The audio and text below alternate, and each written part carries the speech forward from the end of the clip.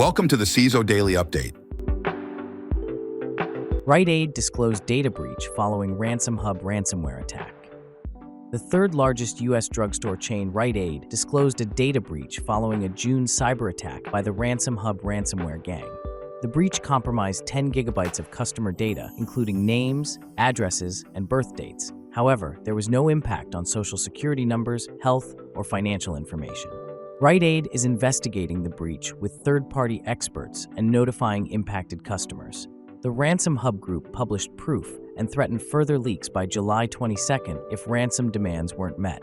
This incident follows a cyber attack on Rite in May 2023 by the Clop ransomware gang, affecting over 24,000 customers. Hackers stole nearly all call logs over 6 months from AT&T. Hackers breached AT&T's data storage platform on Snowflake and stole metadata from nearly all call logs and texts made by customers over 6 months in 2022, affecting approximately 109 million people. Discovered on April 19th, the breach involved exfiltration of files between April 14th and 25.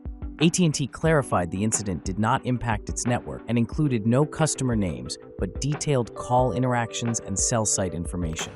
The company has notified customers, closed the access point, and cooperated with the FBI, which led to at least one arrest. Indiana County files disaster declaration following ransomware attack. Clay County, Indiana declared a local disaster following a ransomware attack that disrupted critical services at the courthouse and other departments, impacting their ability to operate and connect with state partners. This declaration enables the county to allocate financial resources and address operational impacts. Discovered on July 9th, the attack led to closure of courthouse offices and disrupted non-emergency lines temporarily. Law enforcement was notified, and the county website remains down.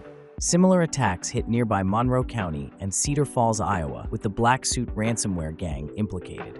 Ransomware attacks on local governments are on track to exceed last year's total of 95 incidents. Disney's internal Slack breached. NullBulge leaks 1.1 terabytes of data. NullBulge claims responsibility for hacking Disney's internal Slack, leaking over 1 terabytes of data, possibly using Lockbit's leaked builder. Disney, already under fire for not paying royalties to artists and writers like Alan Dean Foster, now faces another challenge. Despite high-profile settlements, many creators still struggle for fair compensation. VX Underground suggests the data breach might involve InfoStealer malware.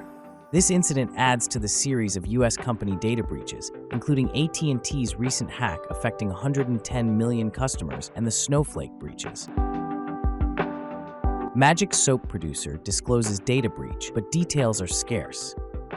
Dr. Bronner's, the producer of all-natural magic soap, disclosed a data security incident potentially exposing customers' full names and other unspecified personal information. The breach notification lacked specifics on the number of individuals affected or the full extent of the incident. Discovered on June 19, 2024, the breach involved unauthorized access to personal data files. Dr. Bronner's secured their network and launched an investigation with third-party cybersecurity experts. They are offering affected individuals complimentary credit monitoring and fraud assistance through CyberScout and Identity Force. The company's response to further inquiries is pending. Homoglyphs and IL weaving used to evade detection in malicious NuGet campaign. Researchers uncovered a sophisticated malware campaign targeting NuGet, Microsoft's package manager for .NET. Beginning in August 2023, this ongoing attack has evolved to use advanced techniques such as homoglyphs and IL weaving to evade detection and deceive developers. By exploiting homoglyphs, characters that look identical but have different digital identifiers, the attackers bypassed NuGet's prefix reservation system, creating packages that appear legitimate but contain malicious code. The campaign also employs IL weaving to embed malicious module initializers within legitimate .NET binaries to complicate detection. Approximately 60 packages and 290 versions were affected. GitLab sends users scrambling again with new CI/CD pipeline takeover vulnerability. GitLab's latest critical vulnerability, CVE 2024-6385, in its DevOps platform, allows attackers to run CI/CD pipelines as any user, potentially hijacking identities and accessing sensitive data.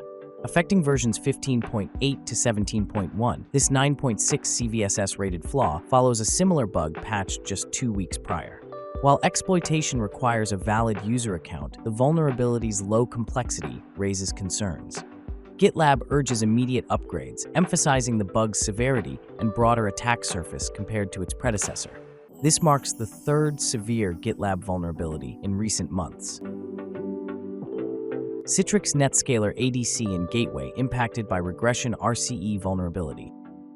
Citrix NetScaler ADC and Gateway are vulnerable to the regression RCE vulnerability, CVE 2024-6387, a critical flaw in OpenSSH's server that allows unauthenticated remote code execution as root on glibc-based Linux systems. This vulnerability impacts multiple versions of NetScaler ADC, NetScaler Gateway, and NetScaler Console. Users are advised to update to the latest patched versions immediately to mitigate the risk. Other Citrix products, such as Citrix Virtual Apps and Desktops, are not affected. Cloud Software Group has patched all services on its cloud infrastructure. Critical flaw in Exim MTA could allow to deliver malware to users' inboxes. A critical flaw in the Exim mail transfer agent, CVE 2024-39929, with a CVSS score of 9.1, allows attackers to deliver malicious executable attachments by exploiting misinterpreted multi-line RFC 2231 header file names, bypassing MIME file name extension blocking protection. Exim, a highly configurable MTA for Unix-like systems, is used by approximately 74% of public-facing SMTP servers. The vulnerability, affecting versions up to 4.97.1, has been fixed in version 4.98. Census reports over 1.5 million exposed Exim servers are potentially vulnerable, with most located in the US, Russia, and Canada. No active exploits are known, but a proof of concept exists.